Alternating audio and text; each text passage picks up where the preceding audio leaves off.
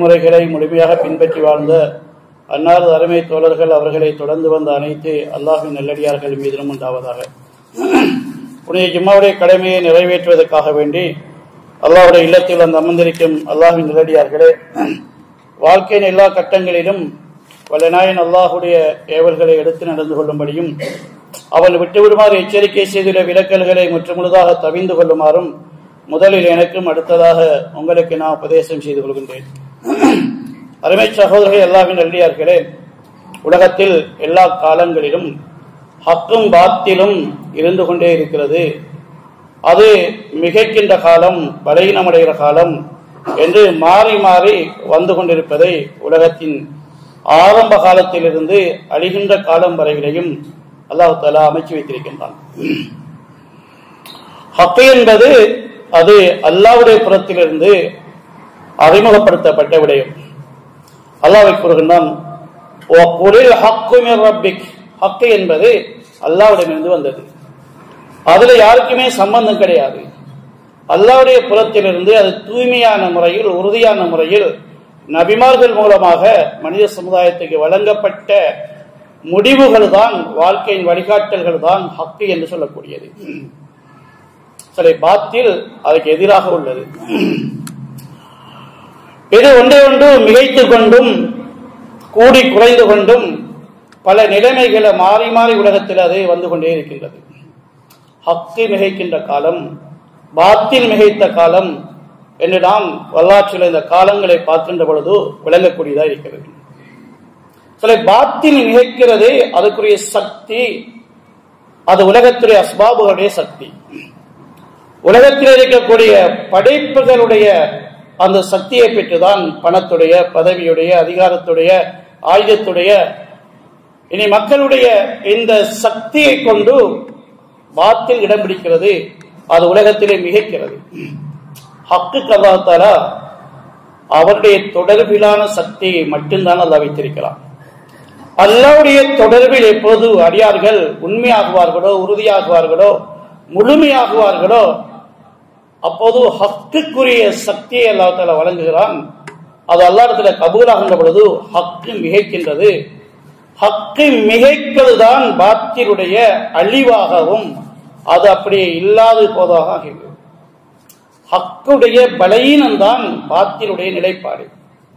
பாத்திலுக்கு நிலைப்பாடு கிடையாது. ஹக்கு அது முழுமையாக இடம்பெறாமல் இருக்கின்ற பலவீனம் பாத்திலுடைய நிலைப்பாடாக மாறுகிறது. உலகத்தில் எப்போதெல்லாம்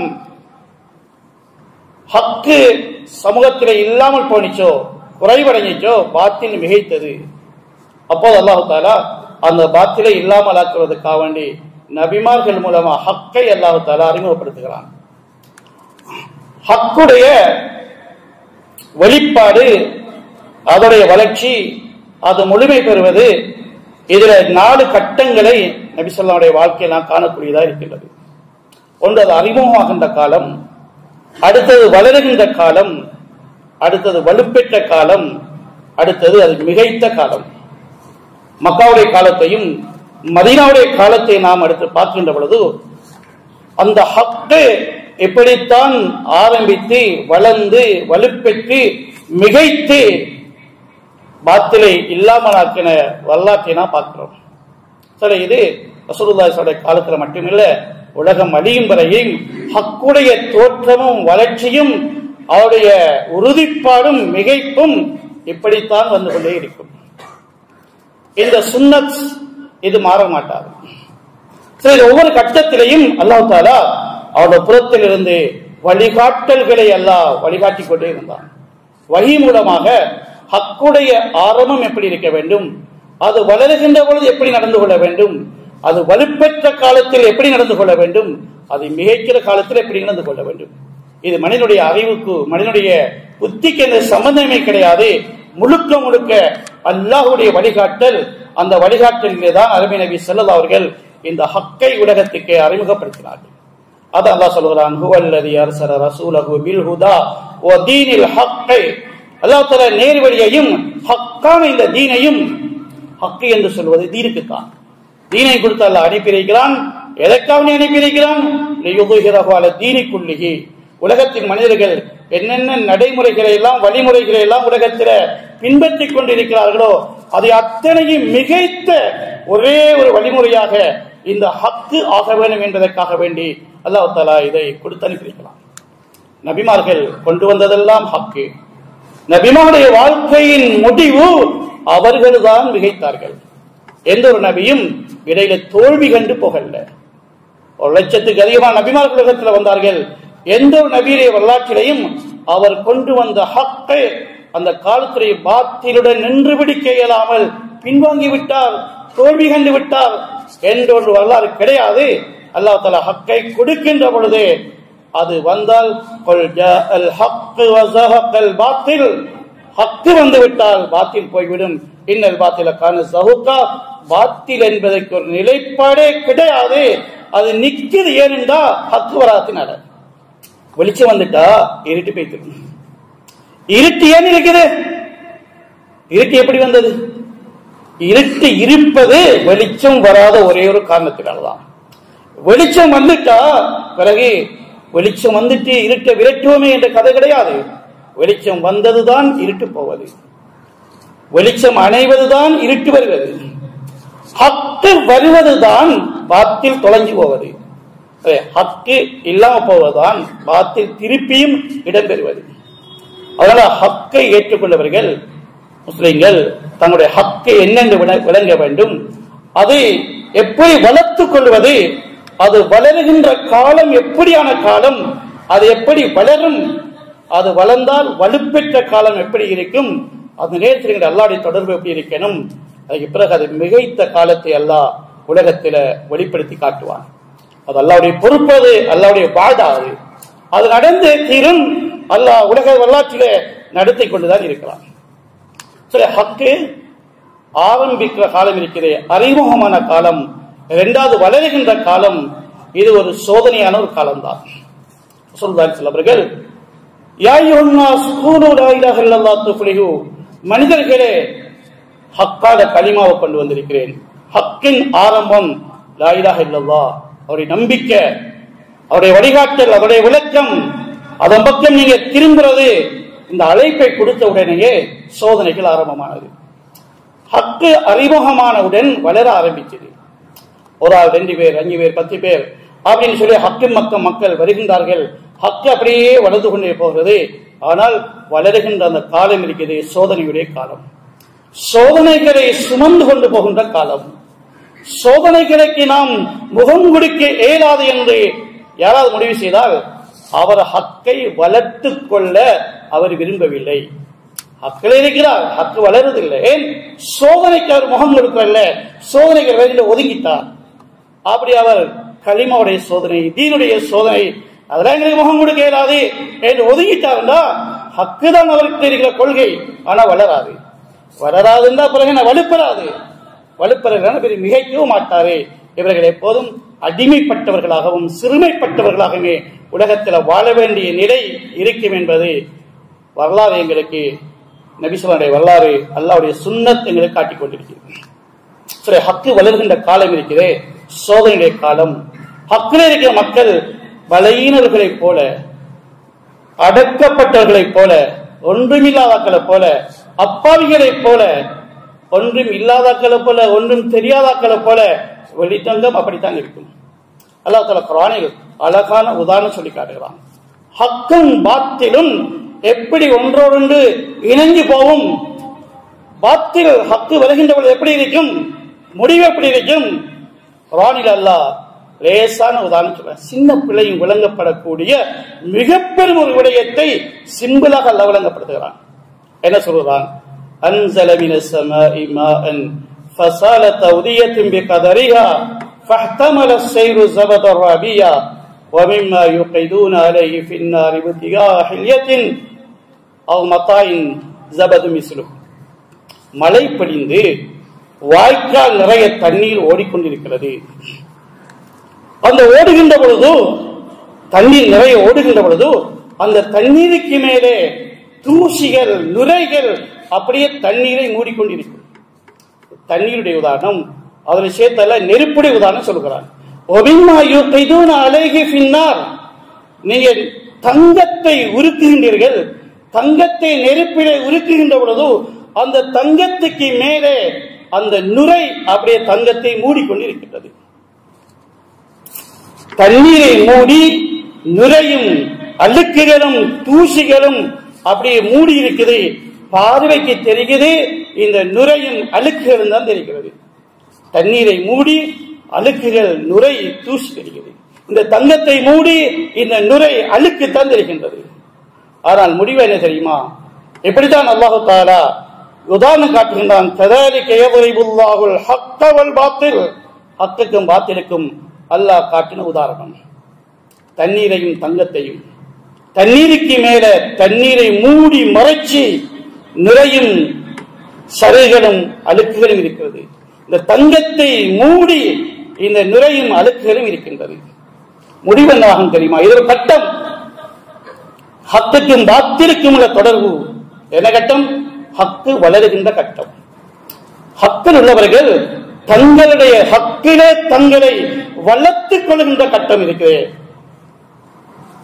அப்படி என்றால் ஹக்கு வளர்க்கணும் என்ற சிந்தனை இருக்க வேண்டும். எப்படி ஒரு மனிதனுக்கும் என்னுடைய பொருளாதாரத்தை வளர்க்கணும் என்ற ஒரு சிந்தனை இருக்கிறதோ, என்னுடைய பதவியை வளர்க்கணும் உயர்த்தணும் என்ற சிந்தனை இருக்கிறதோ, என்னுடைய சொத்துக்களை வளர்க்கணும் என்ற உலகத்தில் வளமையாக உள்ள சிந்தனை இருக்கிறதோ, சரி, இதே போல ஹக்கை வளர்க்கணும் என்ற சிந்தனை இருக்க வேண்டும்.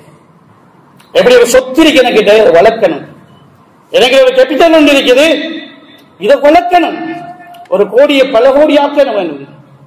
நான் ஒரு படிப்புல பட்டத்தில் ஒன்று இதை இன்னும் உயர்த்தணும், மேல போகணும் என்பது முஸ்லிம் காபிர் எல்லாருமே உணர்ந்த ஒரு விடயம்.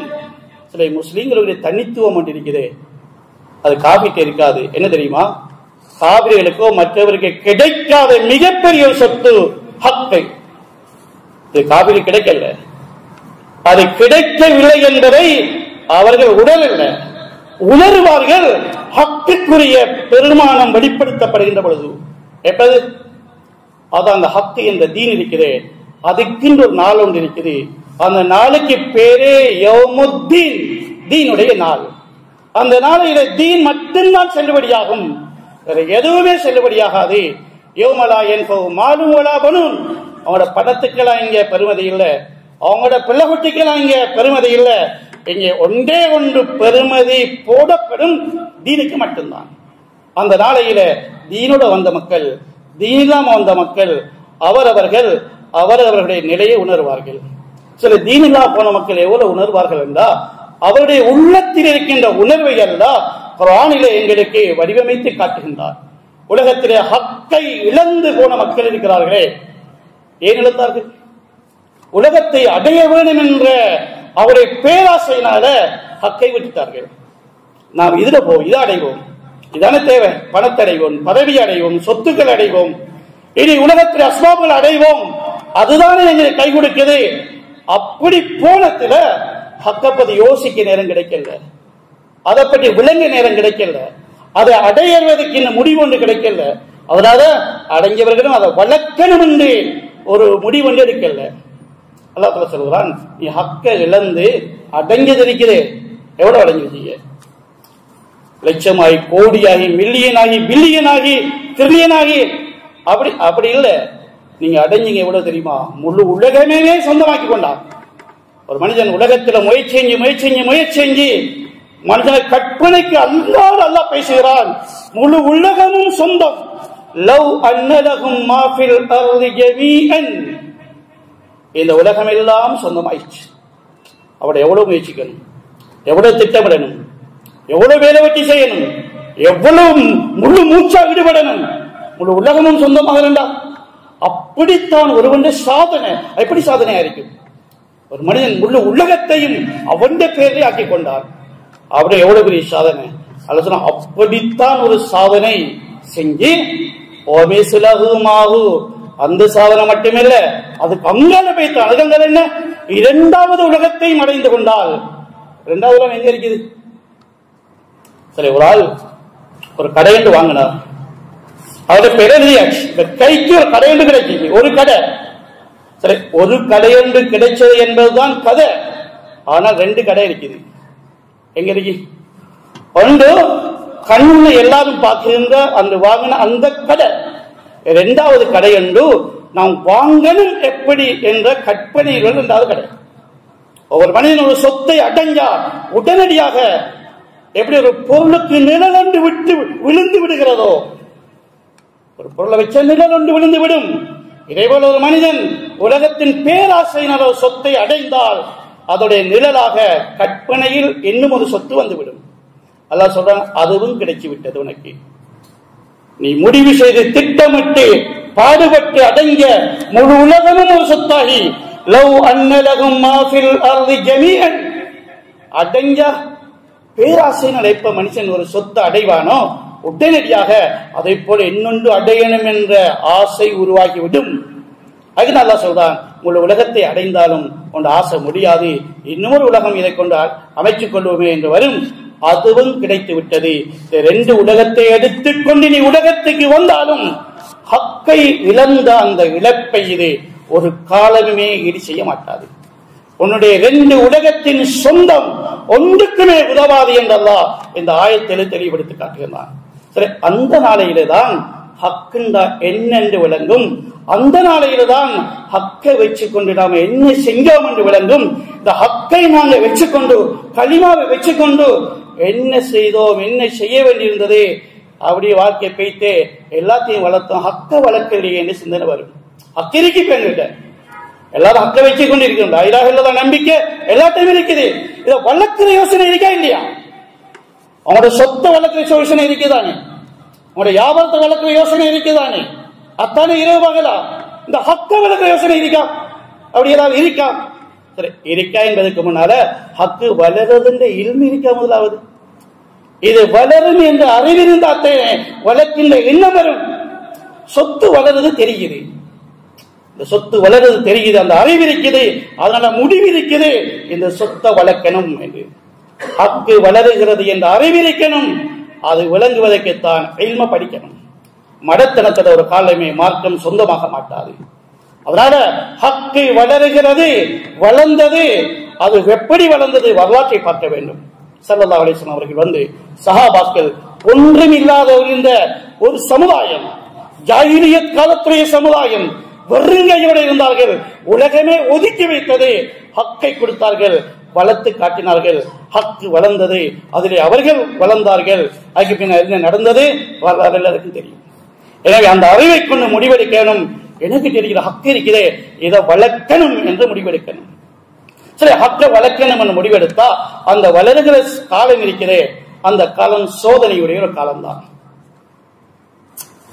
சாப்பாடு சாமான் இருக்குது, சாப்பிடணும் அப்படி என்றால் சமைக்கணும். சமைக்கிறது என்றால் நெருப்புக்கு போகணும், அதை சூட்டில் அது வேகணும். பச்சை ரஜி சாப்பாடாது, பச்சை மரக்கறி சாப்பாடாது, மிருகம் தான் சாப்பிடும், மனிதன் சாப்பிடுறியா? பச்சை ரச்ச மிருகம் தான் திங்கும், மனுஷன் திங்கிறையா? பச்சை மரக்கறியா மிருகம் தான் திங்கும், மனுஷன் திங்கிறையா? இல்லையே. நீ சாப்பிடணும் என்றா அதை சமைக்கணும். அப்படி என்றா அது நெருப்புக்கு போக வேண்டும், அது சூடாக வேண்டும். சரி, ஹக்கை வளர்க்கணும் என்றா அது சோதனைக்குள்ள போக வேண்டும், சோதனை காலம் ஒன்றை தாண்ட வேண்டும். எங்க ஹக்கு வளர்ந்திருக்குது. அப்ப அடுத்த கேள்வி எழுதி தெரியுமா? இந்த ஹக்கு வளர்வதற்கு நீங்க கடந்து வந்த சோதனையின் காலத்தை சொல்லுங்களேன். சொல்லுங்க, நான் ஒரு சோதனையின் காலமே வரல, அப்படி வளரும். அப்ப சுரந்த இறைச்சி இருக்கு, மரக்கறி இருக்குது, இது நெருப்புல படவே இல்லை. அப்ப இந்த ஃப்ரிட்ஜில் வச்சா சமைச்சிங்க நீங்க? அரிசி கொண்டு ஃப்ரிட்ஜில் வச்சா சோறாகுமா? இறைச்சி கொண்டு ஃப்ரிட்ஜில் வச்சா சோறா இறைச்சி சமையுமா? இல்ல, அடுப்பு கேறணுமே, அது சூடாகணுமே. ஸல்லல்லாஹு சொன்னார்கள், ஊதித்து ஃபில்லாஹி மா யுதாஹதும் வஹஃப்தி ஃபில்லாஹி மா யுகாஃபாவதும். இந்த ஹக்கை வளர்த்து காட்டுவதற்கு ஹக்கை கையிலே எடுத்து வந்த முஹம்மது ஸல்லல்லாஹு அவர்கள் சோதனையின் உச்ச கட்டத்துக்கு போய் காட்டினார்கள். எனக்கு வந்த சோதனைகள் யாருக்குமே வரல, எனக்கு வந்த அச்சுறுத்தல்கள் யாருக்குமே வரல. ஏன்? ஹக்கு வளரும் என்றால் சோதிக்கப்பட்டே ஆக வேண்டும். அல்லாஹ் கேட்கிறான், ஆசிபன் நாஸ் அன் யுத்ரகு அன் யகூலு ஆமன்னா வஹும் லா யுஃப்தனூன். என்ன மனிதர்கள் எல்லாம் அவங்களோட அறிவை கொண்டு, ஆற்றலை கொண்டு, அனுபவத்தை கொண்டு ஏதோ தீனோட ஷார்ட் கட் ஒன்று கண்டுபிடிக்காங்களா? இப்படி எல்லாம் கஷ்டப்படுற வழி ஒன்று தேவையில்லை. தீன் யுஸ்ருன், தீன் லேசானதே, சோதனைகள் ஒன்றும் இல்லாமலுக்கு லேசா நாங்க வைத்திருவோம். அப்படி நீங்க கண்டுபிடிக்க ஷார்ட் கட்டாது. சுருக்கமா பேசிடுவோம். இந்த வழியால போனா சோதனை வருகிறது, அதனால சோதனை இல்லாத ஷார்ட்கட் எடுப்போம் அப்படின்னா அல்லாஹ் தஆலா அப்படியும் ஒரு வழி உண்டு, அல்லாஹ்வுடைய சுன்னத்திலே இருக்கும் என்றிருந்தால் அதை முதலாவது அல்லாஹ் தன்னுடைய ஹபீபுக்கு கொடுத்திருப்பான். முஹம்மது ஸல்லல்லாஹு அலைஹி வஸல்லம் அல்லாஹ்வுடைய ஹபீப். படைப்புகளிலே அல்லாஹ் நெருக்கமா எடுத்துக்கொண்ட ஒரே ஒரு படைப்பு முஹம்மது ஸல்லல்லாஹு அலைஹி வஸல்லம். அவர்களுக்கு கொடுக்காத ஒரு சலுகையா, அவர்களுக்கு கொடுக்காத ஒரு நெருக்கமா? யாரெல்லாம் அல்லாஹ் நெருக்கி கொண்டார்களோ, அல்லாஹ் நெருக்கினானோ சோதனையின் வழியிலே தான் அல்லாஹ் நெருக்கினான், எல்லா காலங்களிலும் தான். எனவே சோழர்களே, ரசூலுல்லாஹ்வுடைய அந்த ஆரம்ப கட்டம், ஹக்கு வளருகின்ற கட்டம் இருக்கிற சோதனையாக இருந்தது. நபிக்கு மட்டுமில்ல, எல்லா சஹாபாக்களும் சோதனையை சுமந்தார்கள்.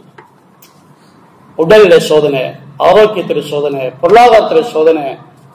அடக்கப்பட்டிருந்தார்கள், அடிக்கப்பட்டார்கள், கொல்லப்பட்டார்கள். வாழ்வதற்கே உரிமை இல்லை என்ற மாதிரி ஆக்கப்பட்டது, ஊரை விட்டே விரட்டப்பட்டார்கள். நபி ஸல்லல்லாஹு அலைஹி வஸல்லம் இந்த கலிமாவை கொடுக்கின்ற பொழுது இதை கொண்டு போற பாதை எப்படின்னு சொல்லிதான் கொடுத்தார்கள், சும்மா கொடுக்கல. நாங்க நபியை நம்பி தீனன் ஹக்கின் எடுத்தோம், சுவர்க்கம் இருக்கிறது நன்மாராயத்தை கொண்டு இந்த மாட்டிக்கொண்டேமே அப்படின்னு சொன்னார்கள். யாரு? முனாஃபிக்கள் தான் சொன்னார்கள், சாபாக்கள் சொல்லல. ஏன் தெரியுமா சொல்லல? அவங்களே சொல்லியே கொடுத்தது. அவங்க ஆள்கிட்ட ஒரு அமானிதம், ஒரு பொருள் கொடுத்து சொல்றோம், கொண்டு போற சரி, கள்ளன்கள் இருப்பார்கள், ஏமாத்துக்காரங்க வருவார்கள், உங்களோட அதையை சொல்லி அப்படி கேட்பானுங்கள், கவனமா கொண்டு போங்க. அப்படி போகல யாராவது சிரிச்சு கொண்டு அவர்களை கிஃப்ட கொடுத்து கொண்டு கூட்டாளி வந்து பேசக்களை நினைப்பு வரும். ஓ சொன்னாரே, இவன் தான் அந்த ஏமாத்துக்காரனோ, மயங்கிடக்கூடாது.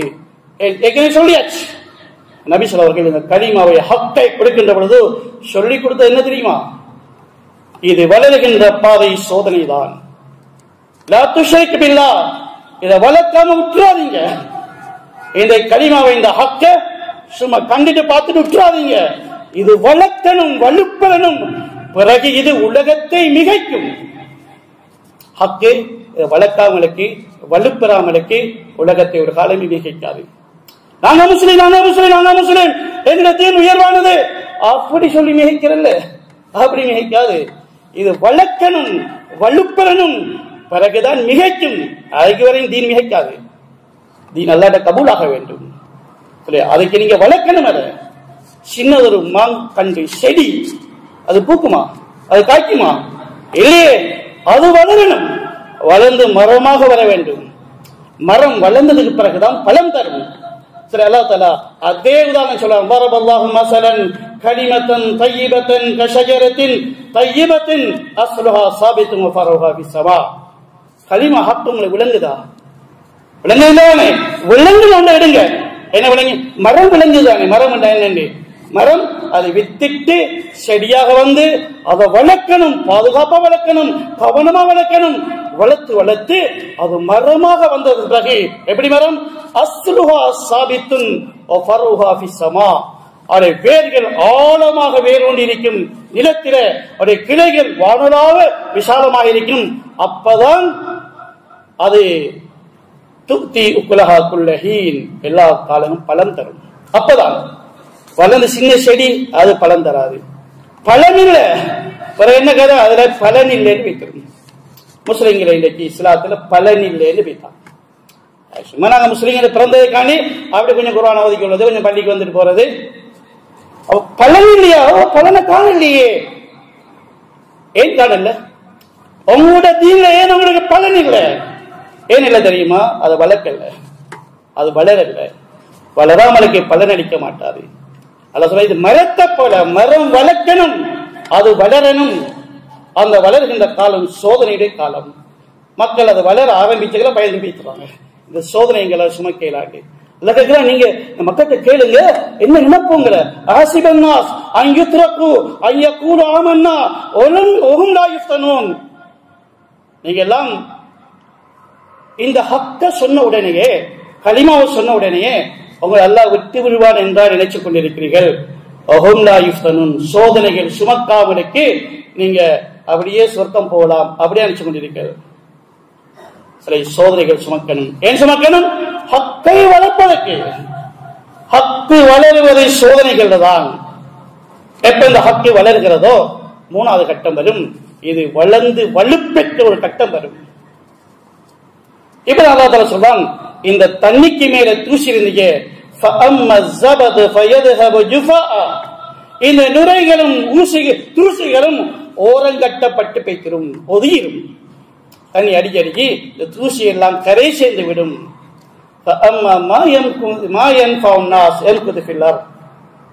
இந்த மக்களுக்கு பிரயோசனம் தரக்கூடிய தண்ணீரும் தங்கமும் அது நிலைத்து நிற்கும்.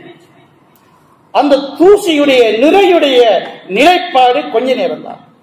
தங்கத்தை உருக்கின்ற பொழுது தங்கத்தை மேலே நுரை இருந்துச்சு. இப்ப தங்க நகை வாங்குகின்ற பொழுது நுரை இருக்காது இல்ல, அது உருக்கிற நேரத்தில் மட்டும்தான். இந்த பாத்தில் என்பது அந்த ஹக்கு உறுதி பெறுகின்ற நேரத்தில் மட்டும்தான் பாத்தில் சத்தியில் உலகத்தில் இருக்கும். தங்கத்தை மூடி இருந்தது போல, தண்ணீரை மூடி இருந்தது போல உலகத்திலே சத்தம் பாத்திலே சத்தம்தான், சட்டம் பாத்திலே சட்டம்தான். ஹக்குல்லாக்கள் சத்தம் இல்லை, அமைதியா இருக்கின்றார்கள். அமைதி என்பதனால நிராசையாகிறது இல்லை, நாங்கள் வளருகின்ற காலம் இது, வளர வேண்டும். எப்படி வளர்வது? அல்லாஹ் தஆலா குர்ஆனில் அந்த வளர்வதற்கு வழிகாட்டிய விடயங்களில் சுருக்கம் சாராம்சம் 4 அம்சங்கள் இந்த காலத்திலே கடைபிடிக்க வேண்டும். ஒன்று கலிமாவுடைய தாவத்தை கொண்டுதான் ஹக்குடைய உறுதிப்பாடு முடிவு செய்யப்படும். அல்லாஹ்வுடைய மகத்துவம் எல்லா இடங்களிலும் பேசப்பட வேண்டும். அது உள்ளத்திலே ஆழமாக இடம் பெற வேண்டும். பாத்திலுடைய அந்த சிந்தனை, அந்த நம்பிக்கை உடஞ்சி போற அளவுக்கு உள்ளத்தில் அல்லாஹ்வுடைய மகத்துவம், உயர்வும், கண்ணியமும் இது பேசப்பட வேண்டும். இரண்டாவது, இபாதத்திலே உறுதிப்பாடு இருக்க வேண்டும். சும்மா கிடைச்சா நினைச்சா செஞ்சு வரது பேரில் இபாதத். இபாதத்திலே உறுதிப்பாடு இருக்க வேண்டும். மூன்றாவது, சபர்.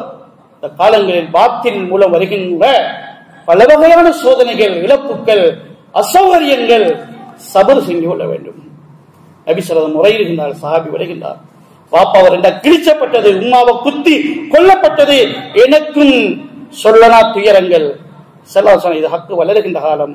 சபரன் யா ஆல யாசிர், சபரன் யா ஆல யாசிர், இன்ன மவ்இதகுமுல் ஜன்னா. யாசிரை குடும்பமே கொஞ்சம் சபர் செஞ்ச. ஏன்? இது ஹக்கு வளருகிற காலம். இப்படித்தான் வளருகிற காலம். சபர் செஞ்ச. முடிவு என்ன தெரியுமா? மவ்இதகுல் ஜன்னா. உங்களுக்கு இந்த சபருக்கு சுவர்க்கம் முடிவு செய்யப்பட்டு விட்டது. அபூஜஹல் அப்துல் மசூத் அரஞ்சான், கண்ணை வெடிச்சு இரத்தம் கிடைக்குது. கேட்கலாது, ஏண்டா அரஞ்சது கேட்க இயலாது. ஏன்? நாங்களா பலகீனமான இல்லாம ஜிப்ரீல் அலைஹிஸ்ஸலாம் முன்னுக்கு வந்துட்டான். ஜிப்ரீல் வந்தா ஜிப்ரீல் செஞ்சாட்டா யாரு கேட்கிற ஜிப்ரீல் கிட்ட. ஆனா ஜிப்ரீல் அலைஹிஸ்ஸலாம் ஒண்ணுமே செய்யல. அவர்கள் பார்த்து சிரிச்சாங்க. அதுல மசூத் அடி வாங்கி கண்ணை வெடிச்சு நபிகள் கவலையிட இருக்கிறாங்க. ஜிப்ரீல் அலைஹிஸ்ஸலாம் பார்த்து சிரிக்கிறாங்க. நபிகள் பார்க்கிறா ஜிப்ரீல. ஜிப்ரீல் சொன்னார், சௌஃப தஅலம், இன்னைக்கு விளங்கும் சொன்னார். இது என்னன்றது பின்னுக்கு விளங்கும். ஏன்? இது ஹக்கு வளருகிற காலம். வளர்ந்த ஒரு காலம் பின்னுக்கு வரும் பாருங்க. இந்த ஹக்கு வலுப்பெற்ற காலம் வரும். அந்த காலத்துல அற வாங்குற காலம் இல்ல. என்ன காலம் தெரியுமா? அபூஜஹல் கொல்லப்பட்டார். அந்த நேரத்துல அந்த 2 சிறுவர்கள் போய் கொண்டாங்க. கொண்டதுக்கு பின்னால அந்த அபூஜஹலை கழுத்தை வெட்டினது அப்துல்லாஹ் இப்னு மஸ்ஊத் தான். இது ஹக்கு வளருகிற காலம். நீங்க அற வாங்கினீங்க, கண்ணை வடிச்சது. ஹக்கு வலுப்பெற்ற காலம். அரைஞ்சவனை கழுத்தை வெட்டி கையில் எடுத்தீங்க, அது வலுப்பெற்ற காலம். ஏதான் ஜிப்ரீல் அலைஹிஸ்ஸலாம் பார்த்து சிரிக்கிட்டு சொன்னாங்க, பின்னர் காலம் வரும். ஹக்கு வளருகிற காலம். சபரை கொண்டு கடங்க. ஹக்கு வலுப்பெற்ற காலம் வரும். அந்த அல்லாஹ்வுடைய நுஸ்ரத், உதவியின் வாசல்கள் திறக்கப்படும். அந்த அல்லாஹ்வுடைய உதவியின் வாசல் திறக்கப்பட்டால் எதுகுலுன ஃபீ தீனில்லாஹி அஃவாஜா, மக்கள் கூட்டமாக இஸ்லாத்து பக்கம் வருவார்கள். இஸ்லாம் எப்ப மற்றவர்கள் விளங்கும் என்றா வளர்ந்து வலுப்பெற்றா தான் விளங்கும். வளரல, நாங்க வளர்க்கல. நாங்க வளர்த்ததெல்லாம் சொத்தையும் சுகத்தை தான் வளர்த்தோம், ஹக்க வளர்க்கல. அதனால மற்ற மக்களுக்கு தீன் விளங்காது. இதனால தீனை மக்கள் தவறாக விமர்சிக்க ஆரம்பிப்பார்கள். அது காரணம் என்ன? ஹக்கில் இருக்கிறார்கள், ஹக்க வளர்க்கல, வலுப்பெற வைக்கல, இதனால விளங்கல. அது வலுப்பெற்று விட்டால் மக்கள் விளங்கிடுவாங்க, கூட்டமா இஸ்லாத்தின் பக்கம் வருவார்கள். சரி, கடைசி கட்டம் தான் அது மிகக்கிற கட்டம். மிகக்கிற கட்டம் என்ன? ஜாஅல் ஹக் வ ஸஹகல் பாத்தில். பாத்திலுக்கு நிலைப்பாடே இல்லாது அடியோட இல்லாமல் ஆகிவிடும். அங்குதான் ஃபிரௌனும் ஆட்சியும் அழிஞ்சி மண்ணோட மண்ண போனார். நன்றோதும் ஆட்சியும் அழிஞ்சி அட்ரஸ் இல்லாம போனார். அபூஜலும் கூட்டமும் அப்படியே அழிஞ்சு போயினார், ஒன்றுமே இல்லாம போனது. ஹக்கிட கையில் அல்லாஹ் அவர்களுக்கு அந்த பூமியை சொந்தமாக்கி கொடுத்தான். அவருடைய கையில் அல்லாஹ் தஆலா தைரியை கொடுத்தான். அவருடைய கையில அல்லாஹ்வுடைய உதவி வந்தது. அல்லாஹ் தஆலா அவருடைய இந்த உலகத்தின் நிலைமைகளை அவன் சாதகமாக அல்லாஹ் தஆலாக்கி வைத்தான்.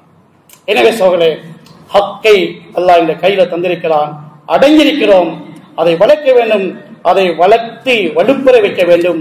அதுக்கு அல்லாஹ் தந்திருக்கக்கூடிய அஸ்பாபுகளில் நாம் முயற்சிக்க வேண்டும். அதுதான் யக்கீனுடைய தக்வாவுடைய அஸ்பாப். உலகத்துல பாத்தில் வளர்றது உலகத்துடைய அஸ்பாபுகளில் வளரும். பணத்தை கொண்டு பதவியை கொண்டு பாத்தில்காராக்கள் அதை எடுத்துக்கொண்டுதான் ஹக்குக்கு எதிராக செயல்படுவார்கள். ஆனா பாத்தில் ஹக்கில் உள்ளவர்கள் ஹக்கு மிகைப்பதற்கு அவர்களுடைய உள்ளத்தில் உறுதியான யக்கீன் அதை உண்டாக்கி கொள்ள வேண்டும், அது உறுதி பெற வேண்டும். அடுத்தது வாழ்க்கையில தக்வா என்ற தன்மை வர வேண்டும். தக்வா என்ன? பாவத்துக்கு பயந்த ஒரு வாழ்க்கை, பாவத்துக்கு பயமா இருக்க வேண்டும். பாவத்துக்கு பயந்த ஒரு வாழ்க்கை வருகிறது அப்படின்னா ஹக்கு வளர்கிறது. சரி, பாவத்தோடு சகஜமா புலங்குகிறோம். அதற்கு காரணம் சொல்லுற உலகம் போற போக்குன்னு சொல்லிக்கொண்டு போறோம். என்னது? ஹக்க வளர்க்கிற சிந்தனையே கிடையாது. அதனால உலகம் போற போக்கு என்று அப்படியே அடிபட்டு போகின்றார்கள். பாவத்துக்கு பயம் என்பது இல்லாமல் ஆகிவிடுகிறது. எனவே அல்லாஹ் ஹக்கான தீனை தந்திருக்கிறான். ஏன்? உலகத்தின் அனைத்தையும் மிகைக்க செய்வதற்குத்தான் அல்லாஹ் தந்திருக்கிறான். சரி, ஸல்லல்லாஹு அலைஹி வஸல்லம் பலகீனம் வந்த காலம், அடிபட்ட காலம், ஏற்றி வாங்கின காலம், துன்புறுத்தப்பட்ட காலம், நிராசையாக யக்கீன் இருந்தது. இந்த ஹக்கே உலகத்தை வெல்லும் என்ற யக்கீன். வீட்டுக்கு வருகின்ற ஒரு நாள் ஃபாத்திமா அவர்கள் பாப்பாவை பார்த்து, நபியர்களை பார்த்து கவலைப்படுகின்றார்கள். அழுகை வந்து விட்டது. ஒன்றும் சொல்லல, சொன்னத்தை கேட்டு அழல்ல, என்ன நடந்ததுன்னு சொல்லி கேட்டு அழல்ல, பார்த்து அழுதார்கள். முகமெல்லாம் வாடி போயிருக்குது, உடம்பெல்லாம் சோர்ந்து போயிருக்குது, உடுப்பெல்லாம் அழுக்காக இருக்குது, புழுதி படிந்திருக்குது. விளங்கி கொண்டார்கள். எதிரிகள் விரோதிகள் அடிச்சிருக்கிறாங்க, ஏசிருக்கிறாங்க, மண்ணலி வீசிருப்பாங்க. நபியர்கள் இந்த ஹக்கை கொண்டு போன பாதையில எப்படி துன்புறுத்தி வந்திருக்கிறாங்களே, பாப்பா பார்த்து அழ ஆரம்பிச்சாங்க. செலவு சொன்னாங்க, மகளே லா தபக்கி, அழாதே அழாதே, அளவானாது. உன்னுடைய தந்தைக்கெல்லாம் ஹக்கை கொடுத்து வந்திருக்கிறான். இந்த ஹக்குடைய போற பாதை என்ன தெரியுமா? இந்த ஹக்குடைய பாதை என்ன தெரியுமா? மகள், இந்த இரவு பகல் போகுதே, அந்த இடமெல்லாம் தீன் போய் சேர்ந்துடும். இரவு போய் எங்கேயாவது நின்றுட்டா அங்கால போகையிலாண்டு, இந்த பகல் எங்கேயாவது பிளாக் ஆகிட்டா அங்கால போகையிலாண்டு, இரவும் பகலும் எங்கெல்லாம் போகுதோ, எந்த மூல முடுக்கெல்லாம் போகுதோ, இந்த பகலுடைய வெளிச்சம் ஊசி துவாரத்துக்கு புரிந்து போகுதோ, ஹக்கு போயே தீரும். எப்படி போகும் சொன்னாங்க? ஒரு நாள் வரும், லா யபகா அலா லஹரில் அர்தி பைத்து மதரின் வலா வபரின் வலா ஷஹரின் இல்லா தஹல்லல்லாஹு ஹதா தீன் பிஇஸ்ஸி அஸீஸின் வ பிதுல்லி தலீல். ஒரு காலம் வரும், இன்று ஹக்கு வளருகின்ற காலம். நாம் எல்லாம் பலகீனமா இருக்கிறோம், அடிபட்டு ஏச்சுப்பட்டு சோர்ந்து போய் மாத்தி கேட்கிறாரே. ஆனா அடுத்த கட்டம் எப்படி கட்டம் தெரியுமா? இந்த தீன் இந்த உலகத்துல மாட மாளிகையிலையும் குடிசைகளிலையும் கூடாரங்களிலையும் ஒன்றுமே விடாது, எல்லாரும் நுழைஞ்சே தீரும். எப்படி நுழையும்? கண்ணியமா நுழையும் அல்லது பலாத்காரமா நுழையும், நுழைஞ்சே தீரும். அதுக்கு முஜாஹதா என்று செஞ்சாச்சு, இந்த முஜாஹதா கபூலாகுது, இது நுழைஞ்சே தீரும். ஏன்? ஹக்கு வளருது, வளர்ந்தா போகும். எப்படி வளருது? நான் பட்ட சுமந்த சோதனைகள்.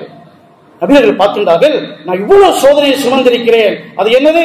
ஹக்கை வளர்ப்பதற்கு போடுகின்ற உரம். அது இவ்வளவு சோதனைகள், இவ்வளவு சிரமங்கள், இவ்வளவு இழப்புகள், இவ்வளவு அசௌகரியங்கள், இதெல்லாம் என்னது? ஹக்கை வளர்ப்பதற்கு ஊத்துகின்ற தண்ணீர், ஹக்கை வலுப்பதை செய்கின்ற உரம் அதுதான். அப்ப என்னது? வளரும். வளர்ந்தா நடக்கும், இது வளர்ந்தா மிகைக்கும். அந்த மிகைக்கிற காலத்தை தான் இப்ப சொன்னார்கள். விவசாயி சொல்லுகிறாரே, எவ்வளவு அறுவடை செய்வேன், இல்லையே இப்ப மண்ணுக்குள் ஒன்றே காணலையே, இது வளருகிறது. பயிரை வளர்க்கிறேன், வளருகிறது. இன்னும் 2-3 மாசத்தால அறுவடை வரும் என்று உறுதியா சொல்லுவார்கள். அவர் வளர்க்கிறார். ஸல்லல்லாஹு வளர்த்தார்கள் ஹக்கை, அதை உறுதியா சொன்னார்கள். இது வளருகிறது. ஆதாரம் என்ன? அடையாளம் என்ன?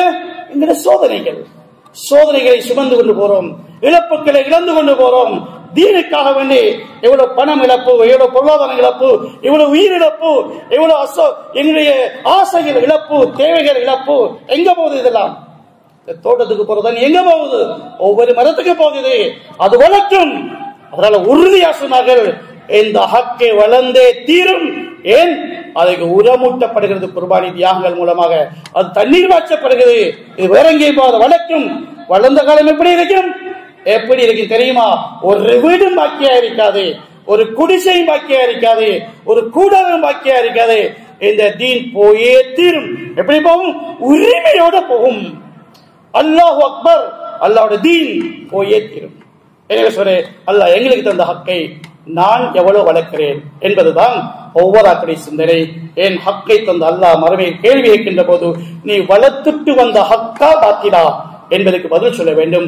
அதற்குரிய விடையை தயாரிக்கக்கூடிய காலமாக எங்களுடைய வாழ்க்கையின் ஒவ்வொரு நாளையும் ஒவ்வொரு மணித்தேரத்தால் ஆக்கி தருவானாக. யா அல்லாஹ், நீ தந்த உயர்ந்த ஹக்காகிய கலிமா லா இலாஹ இல்லல்லாஹ்வை உறுதி பெற்று அதை வளர்க்குகின்ற அந்த சிந்தனையை விளக்கத்தையும் சஹாபாக்களை வழிமுறையில் அந்த நடைமுறையை பின்பற்றி முயற்சி செய்யக்கூடிய பாக்கியத்தையும் விளக்கத்தையும் யாழ் அனைவருக்கும் தந்தருவாயாக. இந்த ஹக்கை வளர்த்து அதை உறுதி பெற்று மிகைக்கின்ற ஒரு காலத்தை எங்களுடைய காலத்திலே யாழ் காட்டுவாயாக.